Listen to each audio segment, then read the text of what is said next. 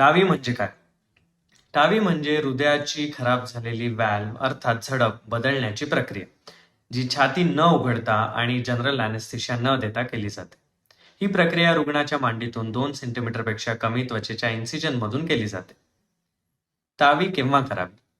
ज्या रुग्णांना श्वास लागणे, छातीत दुखणे किंवा चालताना हृदयाचे ठोके वाढणे आणि चक्कर येणे अशी लक्षणे आहेत, अशा पेशंट्समध्ये 2D इको टेस्ट केली जाते. त्यामध्ये जर व्हॅल्व्ह खराब झाल्याचे आढळून आले, ज्यामुळे शरीरात रक्तप्रवाह कमी होतो, त्यांना एओर्टिक स्टेनोसिसचं डायग्नोसिस करून अशा रुग्णांना टावी सजेस्ट केली जाते. टावी कोणासाठी आवश्यक आहे? आयडियली टावी प्रोसिजर ही 70 वयाच्या पुढे असणाऱ्या रुग्णांसाठी फायदेशीर आहे. आणि इंटरेस्टिंग फॅक्ट इज, जगातील टावीचा लाभ घेतलेल्या सर्वात वयोवृद्ध रुग्णाचे वय 102 आहे. टावीबद्दल अजून जाणून घेण्यासाठी stay tune for next reel and follow our official Jupiter Pune page.